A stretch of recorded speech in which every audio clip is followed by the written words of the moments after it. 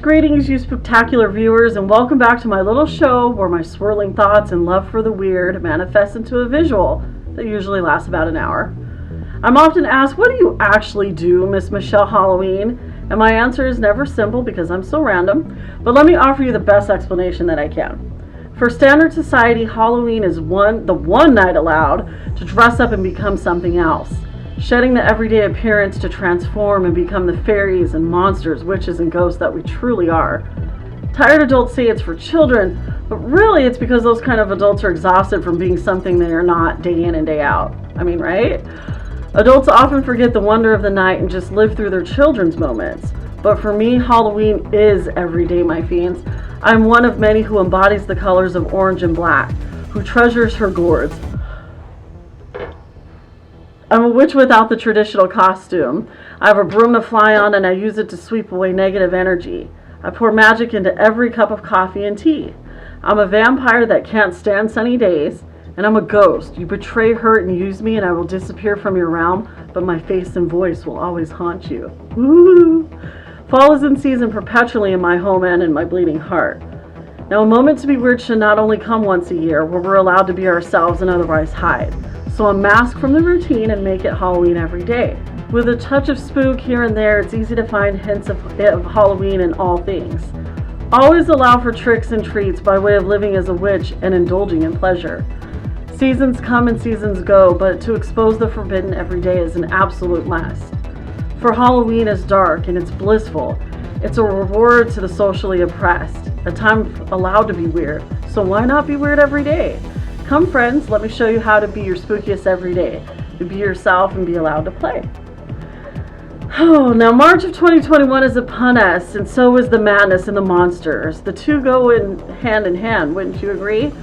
March is a time of renewal, new beginnings. The spring is approaching, and thankfully it's not about the allergies, I've learned. The light returns. We're still floating around in a bit of uncertainty, and our minds have dived into places dark and deep within. And oh, did the monsters emerge. There was blood and energy-sucking vampires, and dreamy Draculas too. I know at one point my legs would have attracted werewolves all the way from London as my reasons to shave became non-existent. I felt taken apart and put back together like a familiar monster we all know. I was used as a creature feature, and some used me for their own gain. Mouth-breathing zombies roam the streets, and I know days pass without any change, endless loops of bad horror. And like so many of you, I've been healing. As transformative as 2020 was, it was a shift, an experience that altered the course of every single life on this planet. I chose long ago to be part of the new beginning that is about to occur, which means progression instead of looking back and trying to recreate memories, experiences, and relationships that have long since passed. It means going with the current that flows through each and every one of us instead of ignoring it because of societal standards and fear of the unknown. It's been hard, but that's what healing is. But as we heal, we must also accept that the fight for basic human rights is still an everyday issue. Asian Americans are being attacked on the daily. ICE is still an existing threat. The indigenous natives are being eradicated, and there's still so much systemic oppression. It's not gone, humans. George Floyd's murderers are set to go to trial on March 8th. This is an uneasy time, and we need to pay attention, not accept a bullshit verdict. The system is not for people of color in America. Remember that the monsters, cops, are exempt from murder charges, and this show they're putting on will not be accepted if they're ruled not guilty. We still see the slime of the murders of Breonna Taylor out there living their lives and claiming to be harassed. You're murderers, and we need to shout that. Regardless, know that there is change coming. The rich will be eaten. The conservative cannibals are already eating themselves and each other for power they cannot and will not have back. The time of the conservative white man is coming to an end. These decrepit men and sorry excuses for women will fail at their attempts of continuing white supremacy. And my popcorn will be ready for that American Horror Story.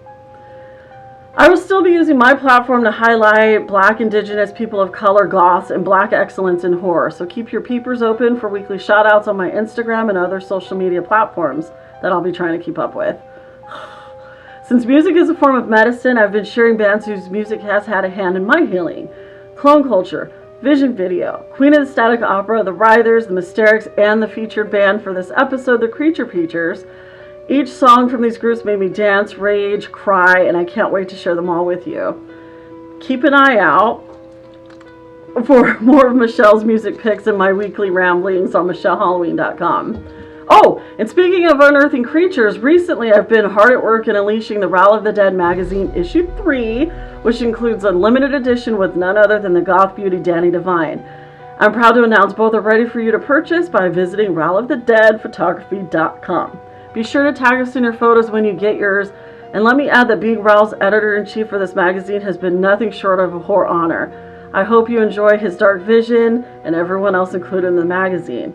Also, thank you to Ryan at Strange Cult, Josh at Altered State of Reverb, and Matt Oren for your contributions. March is my birthday month, but after last year, I'm nervous about being excited. But don't get me wrong, I will indulge in cake and absorb your birthday well wishes and all that, but I intend to offer a different message myself, so stay tuned for that. Soon to be 41, I never imagined I would feel so full of life, and even on my darkest days, I find solace and strength just by simply letting others know that they're loved. I know what it's like to feel shitty and worthless and insignificant. Hell, March 19th, 2020 was supposed to be the best birthday of my life, but the world literally got locked down and I felt so small. Hey, but the cake was great, and I got a message from David Howard Thornton, and it rained that day. This year I intend to celebrate in a different manner at the Witches Brew Night Market, meeting friends behind their mask, air hugs and all. And I have a fun birthday goal on that special page where my birthday suit's always on. Big winks. Now on to the features. Halloween 2020 was so unique, but it goes without saying we Halloweeners kicked Christmas's ass, and we did it safely. Halloween was still lit as fuck, despite there being no theme parks, haunts, and the traditional ways of doing things. The drive-in experiences and the Knott's Taste of Halloween were wonderfully rad, and I felt safe. But it was the home haunters, you guys. The home haunters helped save Halloween. And you need to understand that these haunters begin working on their haunts on November 1st as they're taking down the haunts of that current year. But in 2020, home haunters endured the pandemic, complete obliteration of their plans, uncertainty, adverse weather, adverse people, all for us to enjoy their elaborate displays from coast to coast. And most do it all for free. Your enjoyment fuels their love to keep at it year after year. So, in collaboration with David, also known as Avenue Obscura, and haunters around the country, we're proud to highlight the journey of every haunter with a new segment called Haunt Horoscope. Let's go to David to check it out. Welcome, friends, to the first installment of Haunt Horoscope, where we gaze into the future with some of our favorite haunters and get an exclusive behind-the-scenes preview of their plans for the upcoming spooky season. My name is David from the Avenue Obscura YouTube channel, and I will be your fiendish fortune teller for the duration of this journey.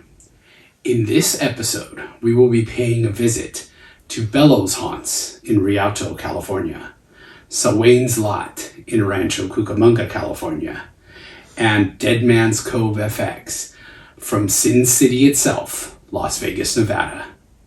Enjoy.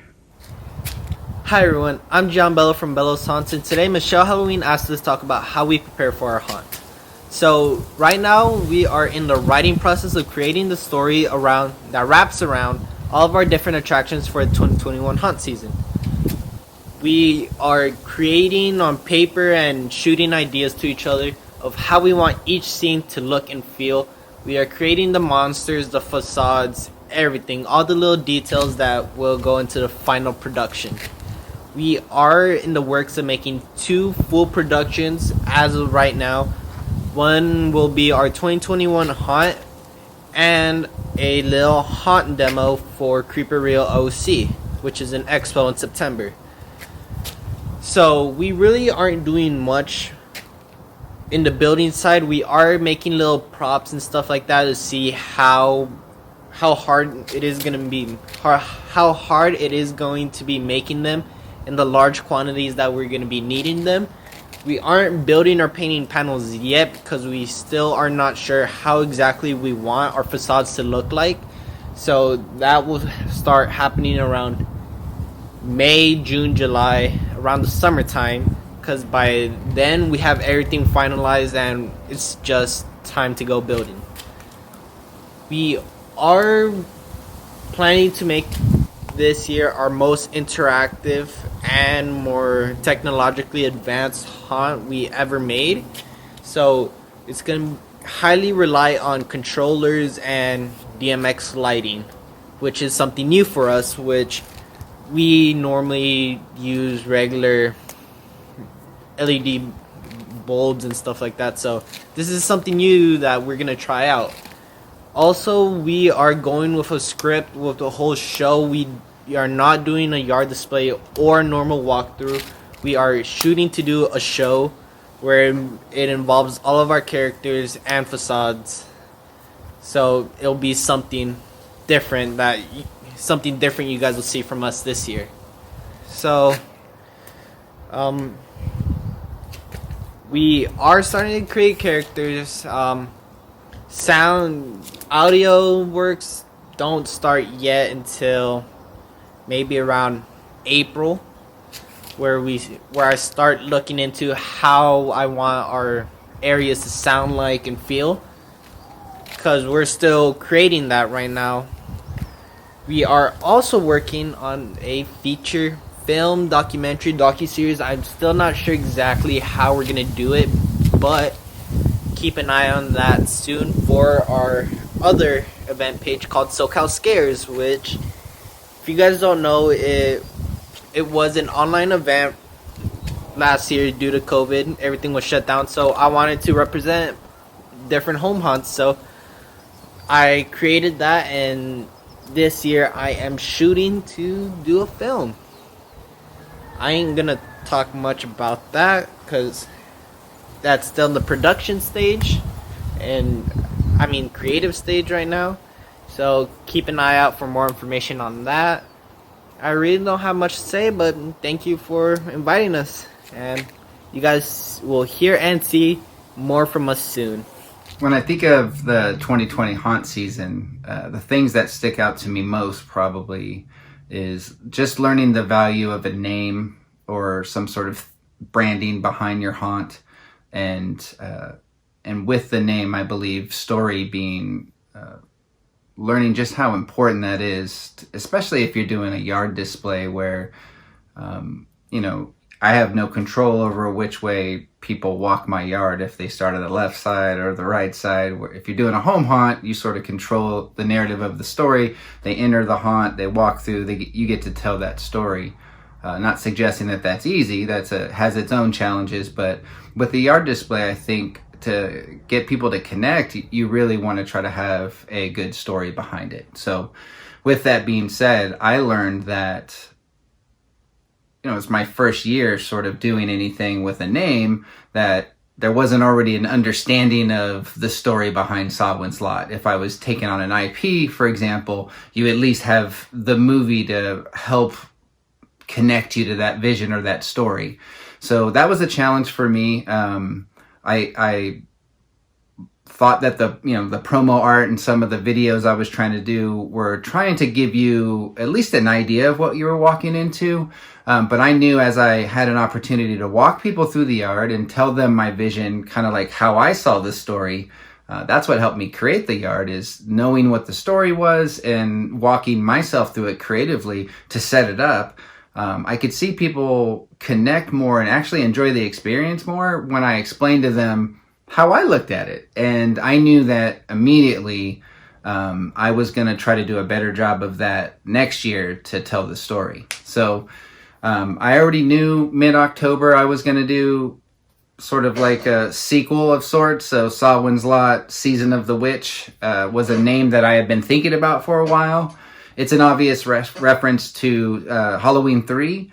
I love that movie. It's that with Trick or Treat as well as the original Halloween that's it to me for Halloween movies. So I'm always going to have some element of those things in my yard just because I love them. It's something that is important to me about it, and it speaks to Halloween. So I knew I wanted to use that name. It is a dual meaning. Of course, I'm going to do things from Halloween 3. But, I guess I want to temper expectations and say I'm not going to redo my yard completely. It's still going to be filled with, lots of nods and Easter eggs to other movies. Halloween 3 is just one that's going to have a little bit more presence.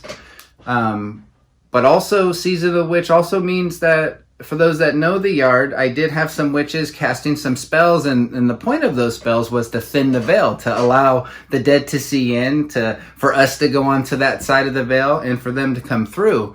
Well, I can tell you that spell was effective, so effective that the lines between what is real and unreal have been blurred even further. So conceptually, I know exactly what I want to do with the yard. I have some new surprises, but there's still going to be some things that everybody's familiar with. I'm by no means changing it up completely. There will be some characters that you may have seen last year that will be doing something different. And another thing about Season of the Witch I will tell you is that I'm not necessarily doing Halloween 3. I'm trying to create, I guess, Samhain's Lot universe, if you will. In this timeline, the events that happened in that movie actually did happen, and for some reason people aren't remembering. So it's 2021 at Silver Shamrock, and I'm just want to remind everybody about what happened, because I think we all know if we forget, history's destined to repeat itself.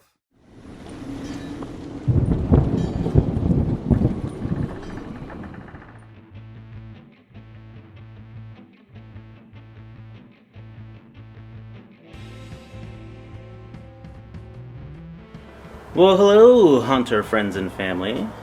Today, we're going to show you what our plans are for this Halloween. What we've been working on. Let's go check it out. So, we are making probably about, I don't know, 6 foot or so long by 5 foot or so tall, big giant anchor for the yard. Started sculpting this last season, actually, but I'm going to finish it this season. It's all XPS foam, or extruded polystyrene, so it's that really ultra dense foam. And the reason I use that over the white foam, which is this, which is the expanded polystyrene, which is like the stuff you get your TV in and that kind of foam, is for the added strength. I didn't necessarily need it for the detail on this one, but like I said, for the strength, just for, this direction of play. Not that anyone hopefully would step on it, but wind and, whatever else. This is still a rough sculpt, as you can see, so I'm going to finish sculpting that, and then we're going to cover it with dry lock to seal it and give it some texture. And then I used a 4-inch PVC pipe, I want to say. Yeah, 4-inch PVC there for the top, and secured that to a piece of plywood here, pretty thick. Filled it with rocks, probably about halfway or so, and then put some foam on the bottom as well as on the inside to keep the rocks from moving around too much. See if you can see there. And then to attach it, we're going to make this so that it's removable. So I put these bolts in the top here, and that will allow us for better storage. Stand it up like that. So what I'm going to do is put magnets on the inside here as well as in here, so that when we line these holes up, the magnets will help. Sorry, doing this one-handed. The magnets will help hold it in place. Obviously we carved out a little bit too much here, so we're going to fill that back in as well. Yeah, it should be pretty cool. Oh, and then, so we have this ring that we made. So we're at that, once we get all the inside work done, close that back up. That guy will go on there. And there you have it. And then I'm not sure if I'm going to dry lock over the PVC pipe. I wouldn't imagine it sticking to it too well. So I think I'm going to test it. But if I do, I'm going to do a super rough sand on the PVC pipe, and that should help the dry lock grab to it, but we'll see. If not, I'll just paint it. And then we'll get some sort of like ball or maybe a skull on top. I don't know yet. But yeah. So that's all we have for now.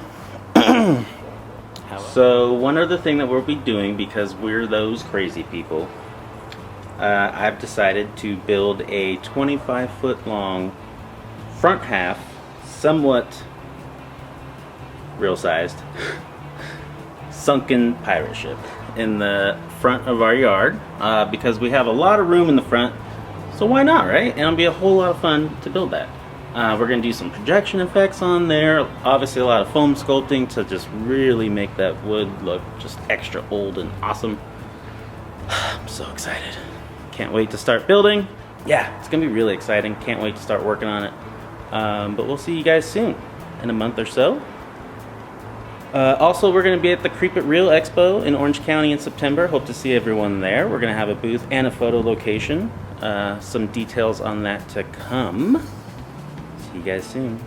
As always, happy haunting. Very special thanks to all three haunters for sharing their masterful machinations with us tonight. Please visit their social media pages and show them support. After all, they absolutely kill themselves to entertain us. Thank you for joining me on this journey tonight, friends. Be sure to tune in next time as we once again peer beyond the veil for more Haunt Horoscope. See you soon. Wow. And that's just the beginning, you guys. It's only March. So stay tuned for the next edition of Haunt Horoscope coming in early April with even more haunters. Thank you so much, Bellows Haunt, Saltwinds Lot, and Dead Man's Cove for your videos. We can't wait to see what else you got coming. Now, I can't wait to introduce you to my featured guest today. During Halloween 2022, Monsters slid into my DMs and had me listen to their debut album, Halloween Hullabaloo. Oh, and my candy-filled tits love this album. The Creature Preachers have emerged from the swamps of Georgia to bring us a unique and spooky sound to fill our ears all year long with. Talk about keeping it spooky. Let me introduce you guys to Greg and Garrick, the Creature Preachers. I had no idea what it was. I had no frame of reference because at that point, everything I listened to was either gangster rap or grunge. That was the only two things really on my radar at that time. So it wasn't really until my mom was like, yeah, that's surf rock. I'm like, the fuck is surf rock? What is that?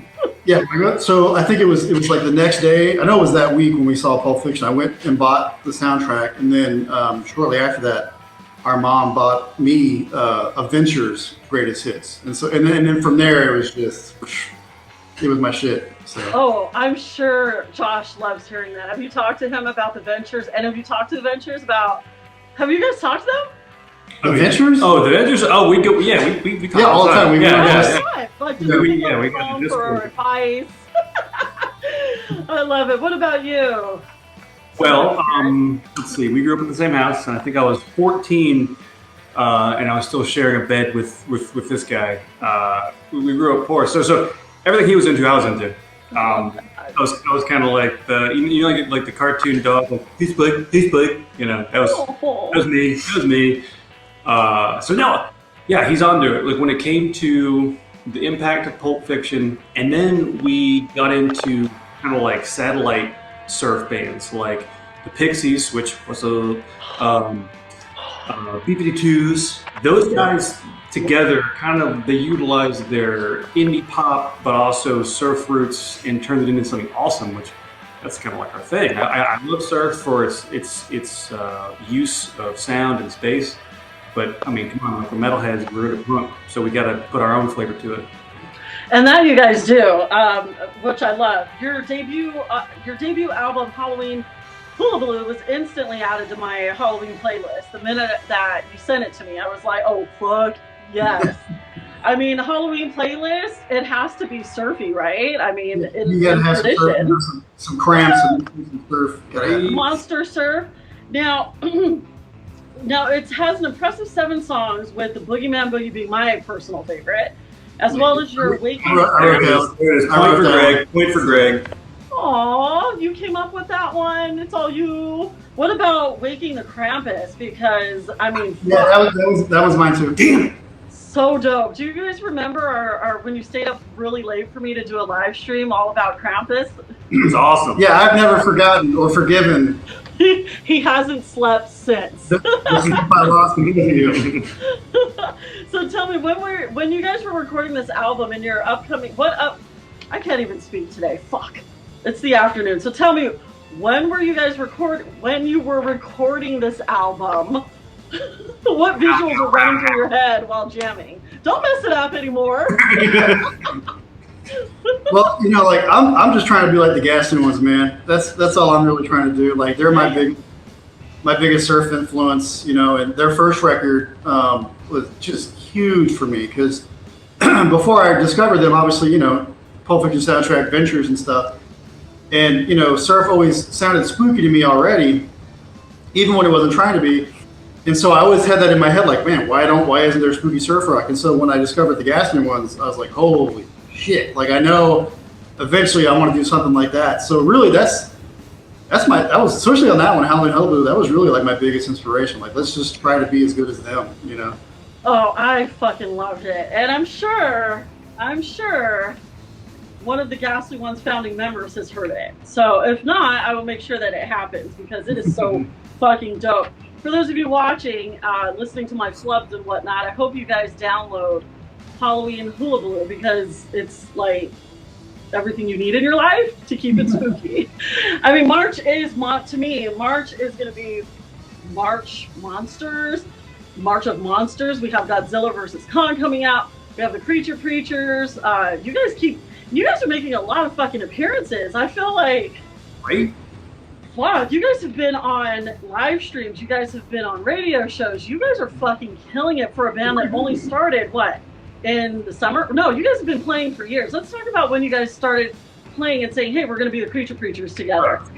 Were you beating each other up with guitars before you decided, hey, let's make this something. Let's make this It looks like we had like an open and close time, but it's like, okay, so now the band name is this. So we've been playing for like 20 years. We're like, Creature Preachers. That's the name we're going with now. But that was probably August? Yeah, like I mean, obviously, so we'd had a couple of kind of iterations of surf before that, but Creature Preachers was the first one that really took off, and I think that coordinated with us just starting to take it way more seriously. Like we started putting serious money into it too. Like we bought all new gear, brand new guitars, brand new amps, drums, recording equipment. We were like, we're finally going to take this shit as seriously as we can and try to make it work. And I think that on top of, as fucked up as it is, the pandemic hitting actually helped us because now no one's expecting us to go out there and play shows and hustle like you would, normally. So we were able to do everything digitally. Once we recorded everything here on our own, all DIY. And then from there, all we had to do was just, shoot audio files to different people like you. Mm-hmm. We just hit you up. We hit everybody, all these different radio stations, DJs, record labels, and like I said, because of the pandemic, and we didn't have to get out there and actually, hit the streets and build this fan base and stuff. It was, I think, us taking it seriously and that, it just, I don't know, it was like kind of perfect storm, I guess. I love how you say, look, we're taking it seriously finally. Thanks to the pandemic, we have the time. We have the well, I wouldn't say resources. You gathered the resources that you probably would have spent on other things otherwise. Well, you see, that's the thing. It freed up money. It really did. And I totally know how much money it freed up. Don't ask me about my Postmates bill for 2020. We'll talk about that later. Because fuck, it was a pandemic. Why should I cook? But talk about creativity and, pulling out all the stops because you have the time, you have the resources. Why the fuck not do it? That's one of the things that as soon as the pandemic hit, I'm always talking about this, but it never gets old. When the pandemic hit, I remember, challenging creatives. Like, what are you going to do at this time? Are you sitting here and mope and bitch and whine that you can't go out and stuff? Or what are you going to do? What are you going to do that you've always wanted to do? And I love the fact that the music scene, the music industry is decimated, we know that. But independent bands, I turned my focus from, I still am into indie horror movies, but into independent music, because after seeing like the fallout when my 3 Teeth was canceled for my 40th birthday and not knowing when I'll ever see, my favorite musicians again. It was you guys, the independent musicians, who came out of the woodwork and said, fuck it, we're going to start doing our shit. You make it look really easy. You say you take it seriously, but you guys look like you have a lot of fucking fun. Speaking of which, your recent post, first I've seen you guys playing in the living room when you were on with the electric heaters. Dude's awesome, by the way. He's gorgeous and he can play. He makes us look like shit. Like, I was embarrassed to even play. That guy's so good. He's so good. But you are too. And I know I'm just a fan and personality and horror host enthusiast, promoter unofficially, all that, whatever. But I love your sound. And I think it's funny because I saw you guys performing playing in your living room. And then you guys posted, I think it was just a day ago, you guys playing in your bathroom. Can you explain what happened in the bathroom? What did you guys Okay, so listen. What did you guys come out with? I'm also the de facto producer of our music. Okay, so I gotta run the sound, I gotta run the cables, I gotta mix and master. It's a delicate process. And I found in the bathroom to get the best sound. What can I say? I talked to another musician recently, and you'll see that coming up soon. He made a sound booth out of his closet. I love this because this is all shit. And I'm sure you would agree. This is all shit that you couldn't do before the pandemic, or you could have. You just probably thought, well, I would be really lame if I tried to perform, to capture some tunes in the bathroom. So make sure that when whatever song that was, I have an idea. Comes out that you mentioned that was done in the bathroom. Whose bathroom was that? What's that? Oh, that's my bathroom. Yeah. Okay. Yeah. I think it's great. I can't wait to hear it. So part of it is we had to find a place for the drum set, like to live, because we just couldn't have it in my living room, couldn't have it just set up in my bedroom where it was. I have an enormous, I wouldn't say enormous, a big enough walk-in closet that I don't even use. So I just put the drums in there, and it had a good, nice sound to it. Yeah, and that closet is attached to the bathroom. So if you look at the picture he posted, where he's standing, right to his right is the closet where the drums are at. Oh, okay. Yeah. Okay, so I'll check it out. I love this. I think it's absolutely genius and creative. The toothbrush, cup of coffee, all that. Yeah, just have coffee. I mean, who doesn't have coffee in the bathroom once in a while? Now, according to the Altered State of Reverb website, you both cover an array of instruments that make up all of your songs. People may be shocked to learn, or maybe musicians know, that there is only two of you at this point. Can you give us some insight into how you record and put each song together? Because I hear more than just guitars playing. Well, so what we do all the time is we will start with our phones. We'll have a little voice memo of a sweet riff that we were like, okay, cool, that's the basis of this song. We got to do something with it. And then either, he'll add a part to it, or his song, I'll add a part to it, and then we're like, yeah, fuck yeah, this is awesome. And as a demo, what we do is I use the app called Spire on iPhone. I think it's wonderful. I haven't heard many people talk about it too much, but I don't know how big it is. But it's a multi-track recording interface just on your phone. So if you want to do 4 or 5 tracks, it's really simple to use. So that's how we build the tracks, and we're like, this is what we want. And then once that concept is kind of finished, we record it legit on the interface that we have. And how do you mesh together all the different sounds?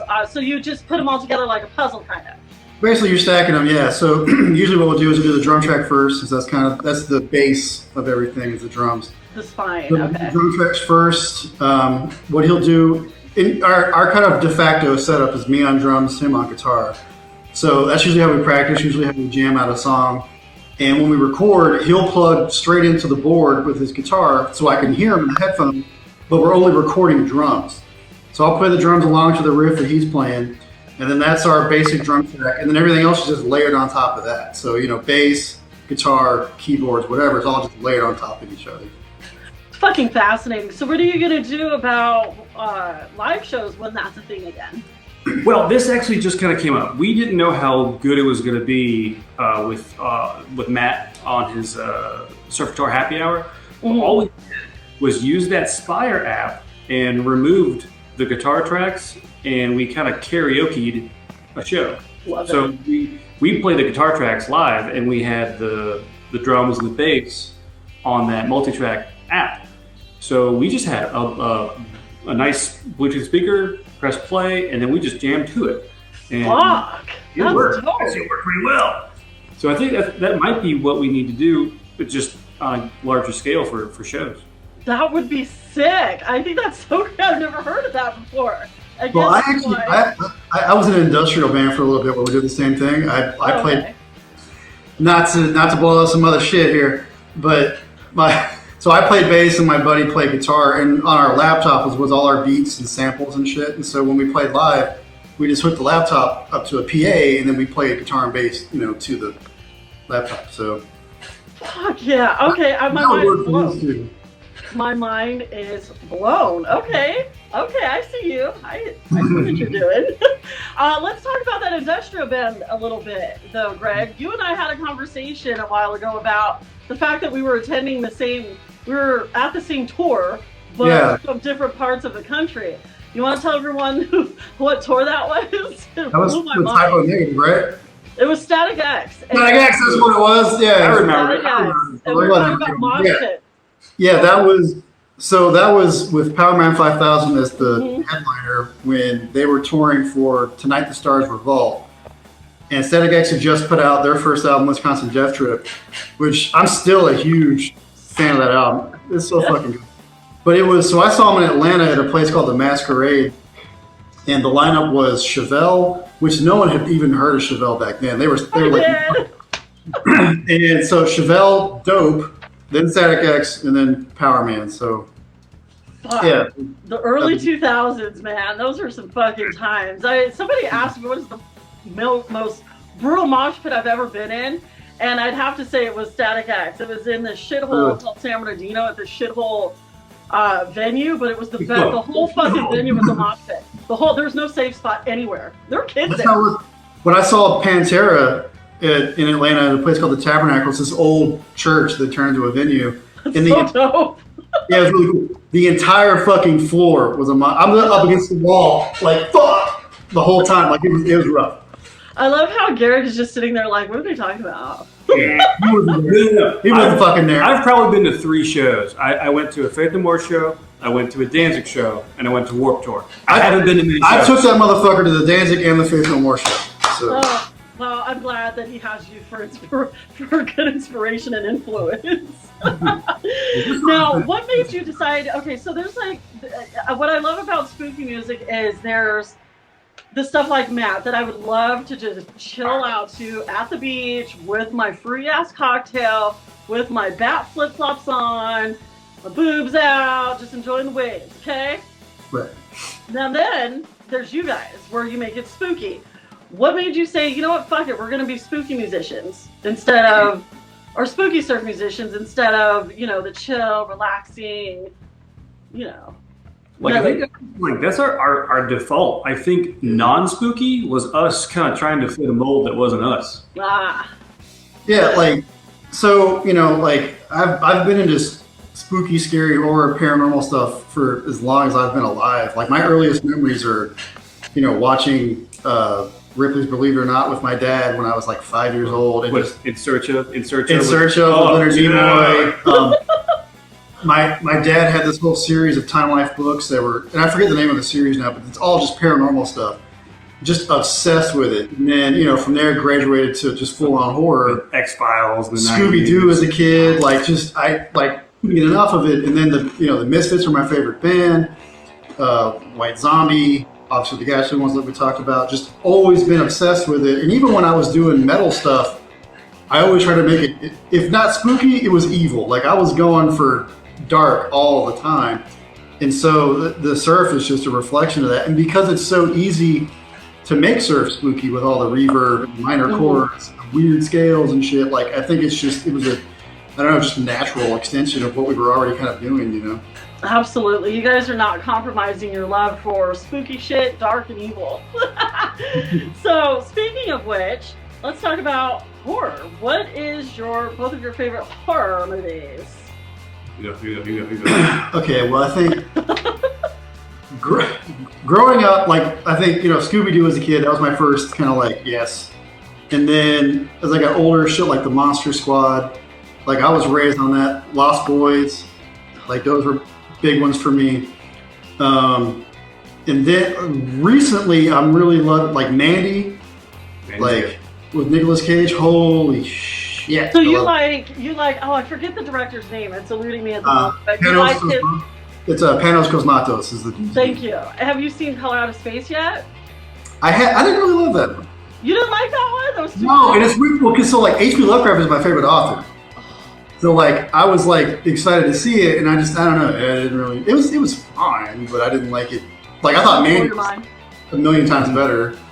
I still want to know what the color out of space really is. Like, what is that color? It was pink. Well, like in the story, it's indescribable, you know. So it's like, so how do you do that in a movie with an indescribable? Exactly. You know. Exactly. I saw that. It was one of the last movies I saw in a theater. Again though, but Mandy, I've always like. Not that it's my fucking opinion. Mandy, I always found really good and intriguing. Like, what the fuck is a macaroni monster? So, but it was so good. It was like such a good film. I just need to watch it again. And probably not. Oh, worth the second watch. Yeah, it is apparently worth a lot of watches. It's a total classic. Yeah. So H.P. Lovecraft, though, huh? How do you feel about the movie Reanimator? I don't. Well, what's so weird? Like, there's never really been a good H.P. Lovecraft adaptation, and that's partly his fault because he writes like an asshole. So, like, it's hard to adapt his stuff. I think the movies that do a better job are movies that aren't trying to be H.P. Lovecraft, like Evil Dead. I think is a better Lovecraftian movie than something like Reanimator is. Yeah. I would love to hear your opinions on Lovecraft Country, because that was taken. Oh, he would fucking die seeing what was done with his creations. Yeah, die over and over again. I love his work, but he was fucking racist. Yes, he was. He was a piece of shit. And I feel like Lovecraft Country was one of those beautiful prime examples of being able to separate the art from the artist and reclaiming the fact that this man, this piece of shit man, you know, with all his mental turmoil and whatnot. I mean, Poe just drank himself to death. I mean, why couldn't HP do that? Yeah. Anyways, but what I love about that is that they're taking this and they're going, all right, this man was the foundation of so much of the shit that we love. Okay, almost every horror fiend has some type of love for H.P. Lovecraft or just interested in something that he's done. So of course, I think it's beautiful to go ahead and say, all right, we're going to take this valuable work that this man did, this whole genre that he helped create, and we're going to make it our own. So make sure you give Lovecraft Country a try. I think you'll actually be impressed with this one. Well, I've read the book, and which I enjoyed, and I watched the first episode, and it didn't really grab me yet. But I know it's the first episode. It's the pilot. By the time you get to the third, then we got to talk. That shit's nightmare fuel. Okay. What about you, Garrick? So I think I'm old-fashioned. I mean, I like American Werewolf in London a lot. That's like one of my top 3 favorites. Oh, that's so good. And like I'm kind of like a film like nerd, like directing and like cinematography stuff. I love the jarring shots. I love the juxtaposed, like something horrible happening while like happy music is playing. That's the best, man. And what else?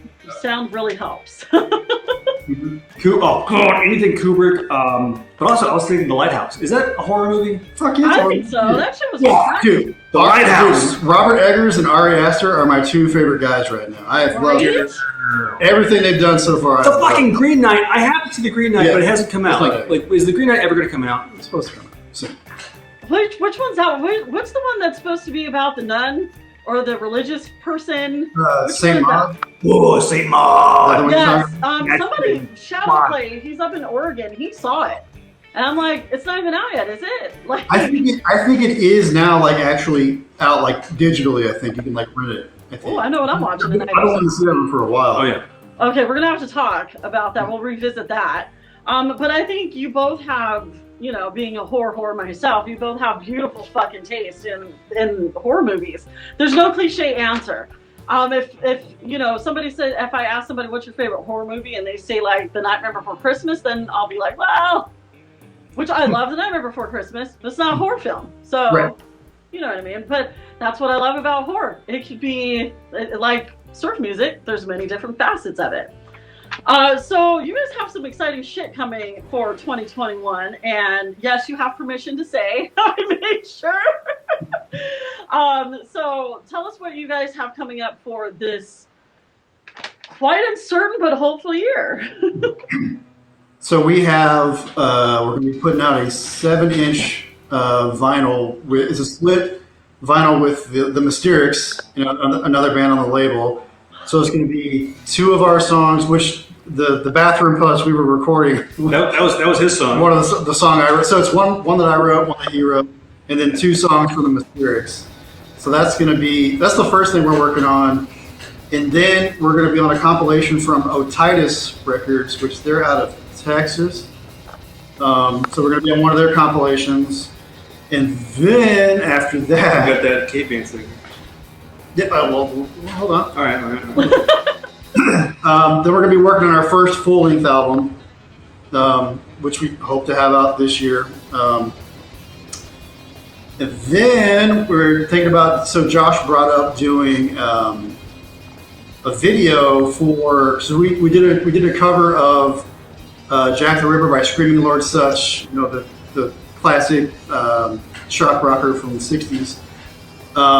So we did a cover of that, and which should be coming out in March, I don't think. Yeah. And Josh brought up the idea of doing a video. So we're kind of brainstorming some ideas for that. So we're going to be shooting a video, and then we have so the remastered single of Surf AD, which that was the first single we put out the label back in October last year. We have a remastered version that was mastered by Dave Klein of the Ghastly Ones, the keyboards for the Ghastly Ones. So, which he runs his own studio, Dave Klein Recordings. So like, that's coming out this month. It should be next week that's like out on the stream there. So yeah, so we're a lot of shit going on. Super busy, fucking right? Also, we're thinking about doing a like Instagram live shows, basically, like little 30-minute shows. So, and we kind of want to do it kind of in the format almost like a horror host kind of TV show. Do it. So yeah, so we want to like start off, playing a song or two, and then we'll talk for a little bit, interact with anybody that's commenting on it or whatever, and then play a few more songs, and that'll pretty much be like a 30-minute short kind of thing.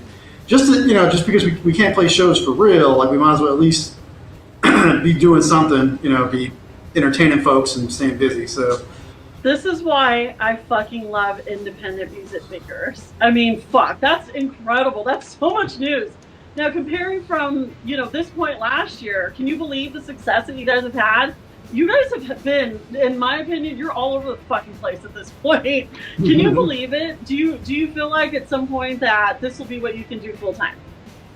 Oh my God. Fucking full time? Like, I would love that. And, like, when we got signed, when we had our conversation with Josh and it was over, we're like, did this just happen? Oh my God. We like hugged each other, and we were like just bouncing off the walls, and we were like, this fucking happened after like 20 years. But still, like, I'm afraid that we're going to lose steam and get jaded or feel like, we've arrived a little too soon, but that feeling hasn't come yet. I feel like we're living in our bubble. We've got a good, like, laser-focused idea of what we need to do and where we got to go. And so far, every new thing has just been like, hell yeah, it's a great idea, let's do it. And then we do it, and it's awesome. Fuck. And doesn't that feel good? Doesn't that fucking feel good? Kind of like it was meant to be, right? Well, it's weird. I never would have guessed that, surf rock would have done it. Like we've done so many other projects than like surf rock of all things, but yeah. Oh, I think it's great. You guys are fucking killing it. So you guys, thank you so much for coming on to my goofy little show. Stay safe out there. If you guys want to find the Creature Preachers, find them on Instagram. Only Garrett has an Instagram, a personal one, but just all the fucking Creature Preachers. I pretty much run the band one. That's kind of mine, and then he has I only to see the band's Instagram. I'm like, oh fuck, I have an Instagram now. Trying to run all that shit. You guys keep it up. again, find the Creature Preachers at the Creature Preachers on Instagram. You can also check out their music on Altered State of Reverb's website, alteredstateofreverb.com, run by the amazing fucking Josh Graham. Let's give Josh a big congratulations for winning, I can't speak, the Gummy Award. And again, guys, thank you, and I'll see you next time. All right. Thank Thanks. you.